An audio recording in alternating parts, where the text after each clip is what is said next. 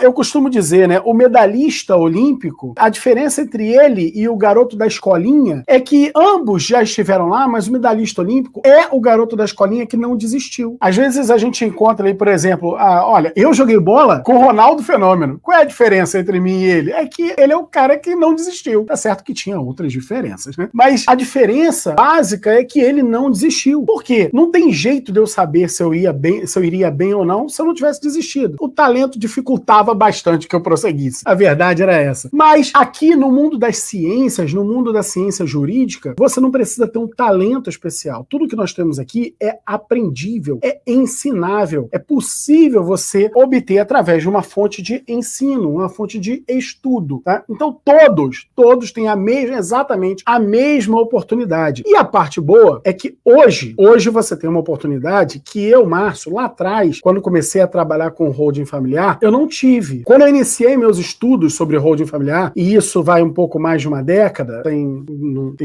umas coisinhas aqui que eu não gosto muito de revelar, senão o povo descobre a idade fácil. Uma brincadeira à parte, pouco mais de uma década, não tinha muita informação sobre holding familiar. O único curso que tinha disponível pra gente fazer na época era um curso que tinha lá na Vida Paulista e tudo mais, mas era um curso que, na própria chamada do curso, era estranho, porque vinha assim, olha, público-alvo, advogados, contadores e empresários. Eu falei, mas o empresário vai aprender a fazer holding familiar? Estranho.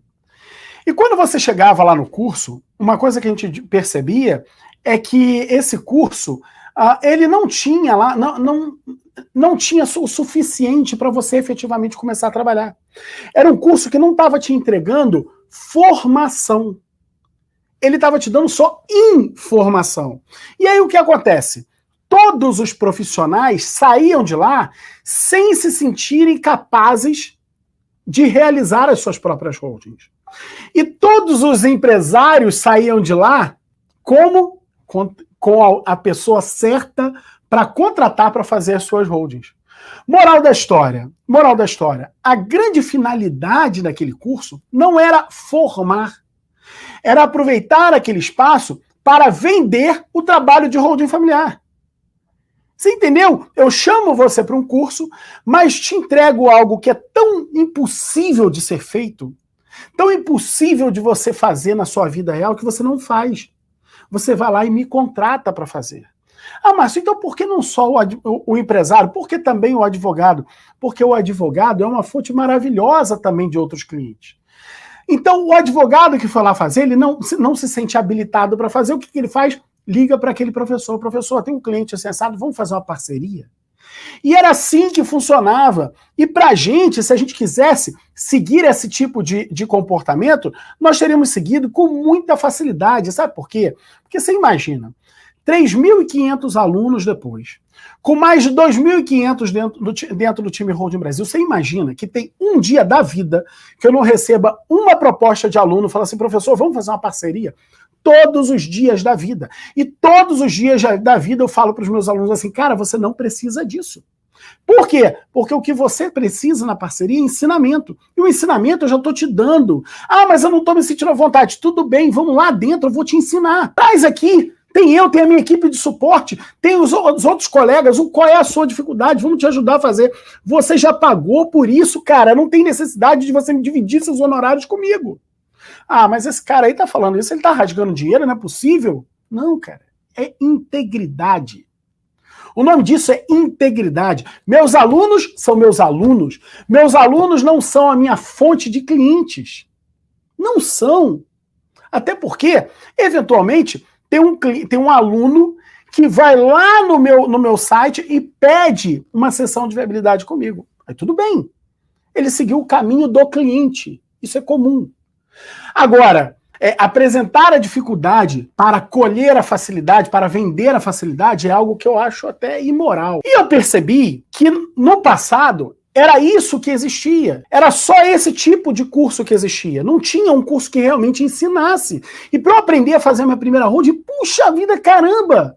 Foi um suadouro danado. E assim, aonde eu comecei a ter um pouco mais de contato foi quando aí, por alguma sorte, ou porque por determinado comportamento meu, enfim, eu estudei na UFRJ, eu me formei, eu tive um excelente curso de graduação de altíssimo nível, né? E tive a oportunidade de conhecer algumas pessoas a partir dali, me ajudaram a transformar a minha carreira, me ajudaram. E ali eu tive a oportunidade de aprender um bocado de como isso era feito dentro de uma determinada empresa muito grande. Muito grande. E aí, dali eu tive a oportunidade de conhecer em outra empresa. Eu estou falando de uma SA muito grande. E uma coisa que eu percebi é o seguinte: quanto você acha que ganha, por exemplo, eu não estou falando de salário, eu estou falando de todos os ganhos, tudo aquilo que vai líquido para o bolso do cara. Por exemplo, o head do jurídico do Itaú, ou da Camargo Correia, ou da Odebrecht, ou da Galvão Engenharia, ou da, sei lá, da Latam. Fala pra mim, quanto você acha que ganha o cara, o responsável pelo departamento jurídico dessa empresa? Escreve pra mim no chat, qual é a sua opinião? Quanto você acha que esse sujeito ganha? Muito variadas as respostas. Mas veja, agora eu vou te dar um parâmetro. Você imagina só, 400 mil no ano, botou aqui o colega.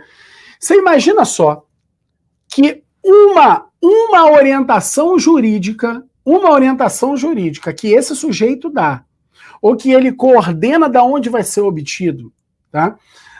Pode mover, às vezes, bilhões de reais em um ano por conta de uma informação jurídica, correta ou errada. Você acha que esse sujeito, o conselho de administração dessa empresa, vai correr o risco de ter um sujeito desse nível, desse top desse nível, e de repente ele falava assim, tô meio cansado, acho que eu vou fazer o seguinte, vou trabalhar com outras coisas ali para ganhar 30 mil reais, ou vou fazer o seguinte, vou fazer um concurso para magistratura para ganhar 25 mil reais.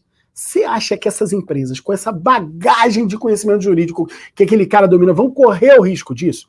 E eu vou te falar aqui, a chance de um cara desse ganhar menos de 6 dígitos por mês é nula. Quantas horas por dia você acha que esse sujeito trabalha? Aí você vê, não sei se você já assistiu Suits, né?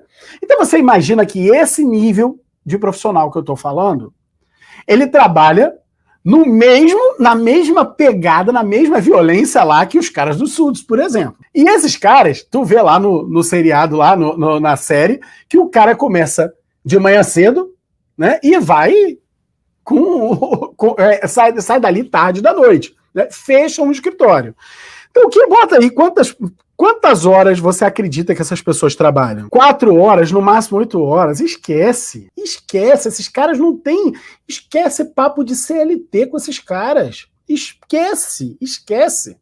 Essas pessoas trabalham 12 horas por dia. 12 horas por dia.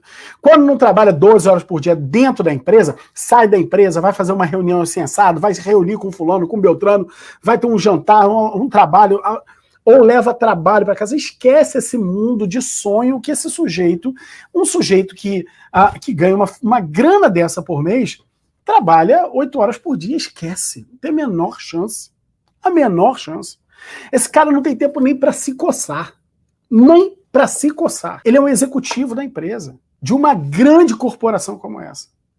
Agora, pensa só com esses elementos que eu tenho aqui. Esse sujeito que tem que cria soluções mirabolantes no campo empresarial, societário, para essas grandes corporações, qual é a chance que você acha desse cara estar sentado, num banco de universidade dando aula?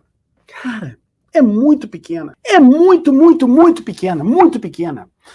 Ou seja, as grandes, eu não vou falar as grandes mentes, tá?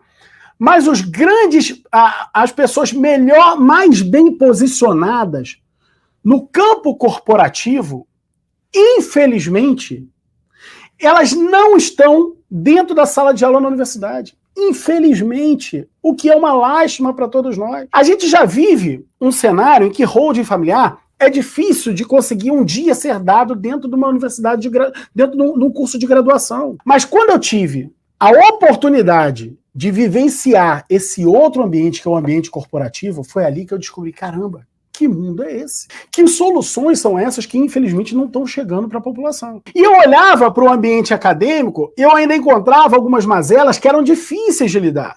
Por quê? Porque ali, mesmo sendo um ambiente em que esse cara que ganha 6 dígitos por mês, ele jamais vai...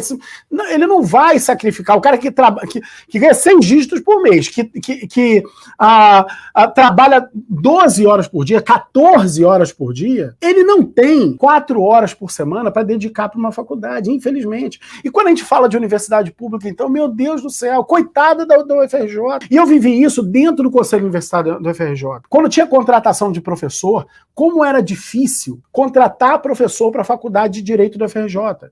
Por que era tão difícil? Porque ali se exigia que os professores fossem 40 horas DE. Como é que você pega um cara desse, por exemplo, e traz para dentro do seio universitário? Você não consegue trazer para ganhar 15 mil reais. Você não consegue trazer para ser 40 horas DE. 40 horas DE você não consegue trazer. E o pior de tudo é que aqueles que ali estavam, eu não vejo isso quando eu falo de conspiração. Eu não acho que exista uma conspiração orgânica, tá? As pessoas se combinam para fazer. Não, mas elas adquirem determinados comportamentos que acabam levando para isso, para esse ambiente de conspiração. E esse ambiente de conspiração que eu falo é na criação de determinados grupos que eles não aceitam o diferente. Não aceitam o diferente. E nem muito menos o novo. Não importa se o cara atuou numa grande corporação como essa. Não importa. O que importa é o seguinte: ele já escreveu livro? Tem alguma tese de doutorado defendida por ele? Se não tem, o povo não aceita. Não aceita o diferente nenhum novo. Há 3 anos atrás, quando eu me mudei aqui para os Estados Unidos, eu comecei a ensinar outros colegas a atuarem com holding familiar. Há 3 anos atrás. E um belo dia, eu recebi um telefone, aliás, foram 2 telefonemas quase que juntos. Um foi uma colega chamada Alessandra, lá do Rio de Janeiro, e a outra, da minha sócia, a Elaine, que estava no Rio de Janeiro. As 2 me ligaram com menos de 5 minutos de distância. E me narraram a mesma situação. Elas ainda não se conheciam na época, inclusive. As 2 estavam num evento da Escola de Magistratura do Estado do Rio de Janeiro, onde ligavam para mim e falavam assim: caramba, Márcio, estão descendo a lenha na holding aqui, dizendo que holding é errado, que holding é isso, que holding é aquilo e tudo mais. E apavoradas, sabe? Como se fosse um negócio criminoso, há 3 anos atrás. Hoje, essa disputa nós já vencemos. Nós já vencemos. Hoje, aquilo que falavam que tinha na academia esse ambiente dizendo assim, é errado, que não sei o quê, hoje já começa a ceder. Fala assim, não é bem assim. Até é certo, mas o jeito que estão ensinando lá não é bem assim. Não é bem assim. Ora, tudo bem que não é bem assim. É como? Não é bem assim. Chega do não é bem assim. O não é bem assim é um jeitinho de te deixar naquele trilho que você tem que seguir para não conseguir fazer nunca conseguir botar em prática e contratar o professor que sabe fazer para ser o teu parceiro. Isso tá errado. Isso tá errado. Há 1 ano atrás, nós conseguimos fazer de holding o primeiro serviço 100% digital da advocacia brasileira. Imagina só um serviço que você apresenta a solução, capta o cliente te contrata, você atende o cliente te contrata, o cliente paga, você executa o serviço, entrega o serviço, tudo pela internet, sem sair da sua casa, sem sair do seu escritório, sem sair da tela do computador. E isso em algumas semanas, quiçá alguns meses, quando é um pouco mais complexo. Em alguns meses, quando é um pouco mais complexo. Qual é o outro serviço da advocacia que você já ouviu falar que exista sobre isso? O serviço tal, não tem. Nós criamos ali o primeiro serviço 100% de cabo a rabo. E no primeiro momento, a gente ficou todo se vangloriando porque criamos isso. Hoje, 1 ano depois, eu não me vanglorio, eu lastimo que não tenha o segundo. Ainda não tem o segundo. Então isso é uma lástima. Mas é uma lástima que leva a gente a compreender o seguinte: o ambiente jurídico, ele teme mudanças e o ambiente corporativo, em paralelo, não para. O ambiente corporativo não fica, não sei se a mudança vai dar certo. Não, ele vive de mudança e de modernização. Então eles seguem cada vez mais descolados.